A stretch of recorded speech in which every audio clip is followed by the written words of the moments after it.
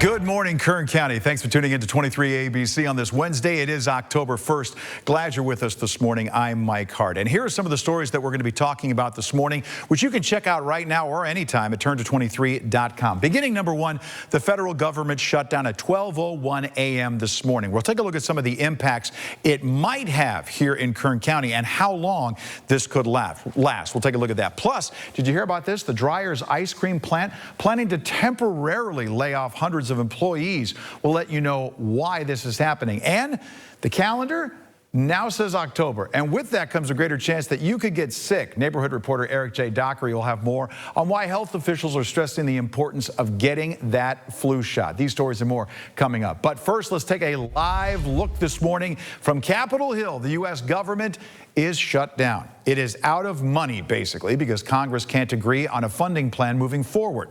The main sticking point? Health care, as Democrats want to reverse Medicaid cuts and stop enhanced Obamacare subsidies from expiring. We need to stop these premiums from going up dramatically. They're arguing a December policy debate for a September funding issue.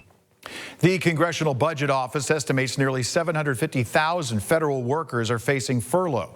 It says they'd otherwise make about $400 million for a day's work. According to the U.S. Bureau of Labor Statistics, there are about 11,000 federal workers who could be impacted in some way in the Bakersfield, Delano areas. Meantime, essential employees must work without pay. As a result of the shutdown, the State Department might be slow to issue passports. The military does remain in place, but just under half of civilian defense employees are furloughed. National parks, like the National Monument in Keene, will now have skeleton crews, and the FDA says food inspections are also impacted. As for transportation, about 3/4 of FAA staff are working without pay.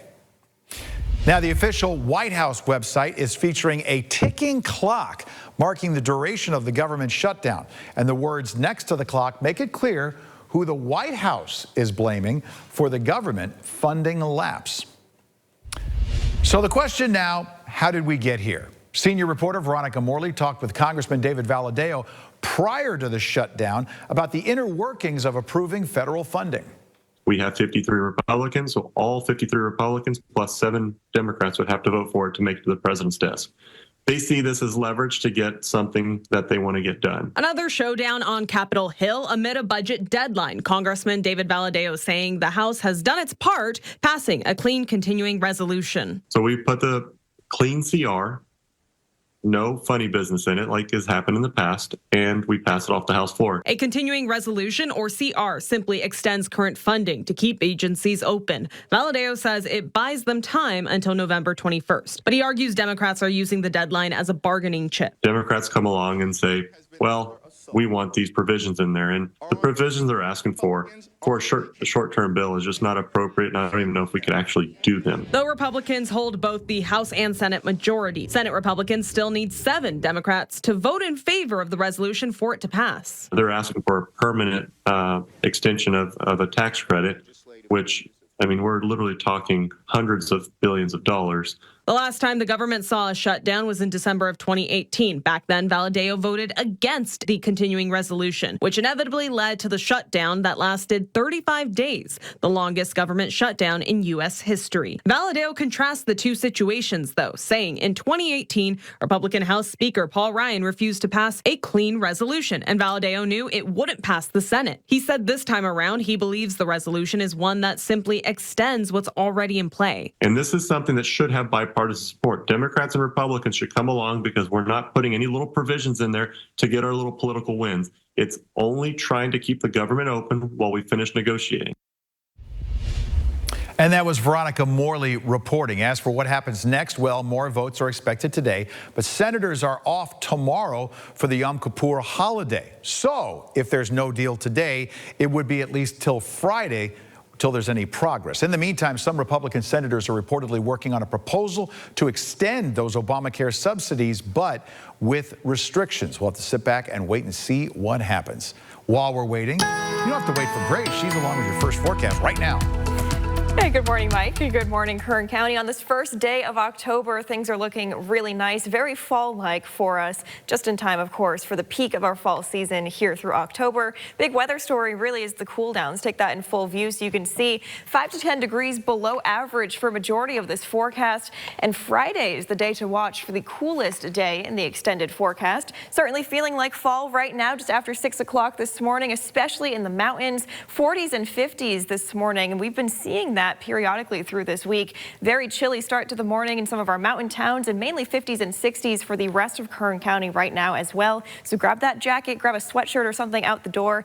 It is very fall-like out there. Before I show you today's high temperatures, I wanted to remind you where we were on this date last year in Bakersfield, 97 degrees, and that kicked off eventually what would have become a historic heat wave for the beginning of October last year, again in 2024. Nothing like that in the forecast this week. Temperatures into the afternoon, beautiful and below average, 70s and 80s for all of our communities. A little bit of wind over in eastern Kern County, but again, temperatures really nice, calm conditions, and these will hang on through the extended forecast. I'll show you that in more detail in just a few minutes. Mike, how's the morning commute? 23 ABC Traffic is brought to you by Holders. Yeah, looking pretty good locally. Let's take a look at the live traffic camera, the Sangera Subaru cam over the 99, heavy and moving at this hour, north and southbound. Then the My Cornerstone Mortgage camera over the 58 Centennial Corridor, east and west corridor right there, looking good as well. Let's bring in George Toro and see what else is waiting for you. We got some problems, George. Hey, good morning, Mike, and good morning, everyone. Happy Wednesday. Yeah, here in the Bakersfield area, all of our traffic is flowing in the green. Everything's kind of just happening around us. Out in the Button Willow area, Kimberlina Road and Wildwood Road, looks like a two-vehicle crash that is affecting that roadway there. So just use caution if you're headed through there.